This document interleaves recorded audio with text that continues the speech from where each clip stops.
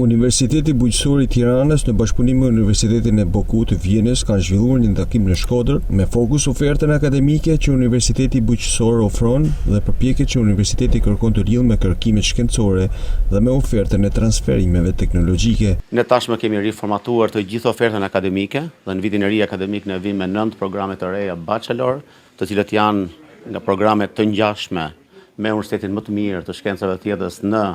Austri, siç është Universiteti Boku dhe ku ekipi austriak është sot prezent, që do thotë të rit gjimnazistët që po mendojnë sot për të regjistruar në universitet duhet ta konsiderojnë shumë seriozisht ofertë, sepse çdo i ri që do regjistrohet në këtë vit të ri akademik, përveç diplomës shqiptare të Universitetit Bujqësor Tiranës, do të marrë dhe një diplomë austriake të Universitetit Boku të Vjenës. Sot në Shkodër jemi për të promovuar këtë lloj reforme që ne kemi nisur, por mbi të gjitha për të folur me aktorët real që do jenë përfituesit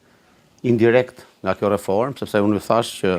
krahas kërkimit shkencor, ofertës akademike e tjerë, ne jemi të fokusuar dhe në rolin që një universitet, një institucion i arsimit të lartë duhet luajë faktikisht, që është transferimi i teknologjive. Për përfaqësuesit e Universitetit Austriak, reforma të tilla janë të rëndësishme për nxjerrjen e studentëve të kualifikuar. Well, I think Shqipëria bëhet shumë mirë dhe unë mendoj që është koha e përshtatshme për të filluar reformat së natyre, jo vetëm në Universitetin Bujqësor Tiranës,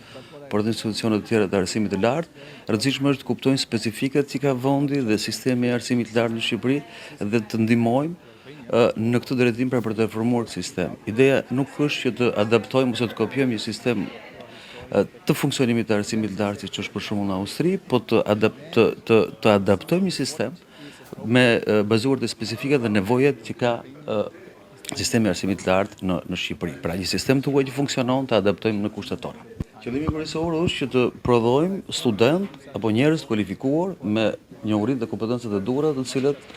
përshtaten shumë mirë me tregun e punës dhe të shërbejnë ekonomisë dhe shoqërisë shqiptare në tërësi. Pjesë e këtij takimi u bën përfaqësues të institucioneve të rëndësishme në Shkodër si të pyjeve, të mjedisit dhe të bujqësisë.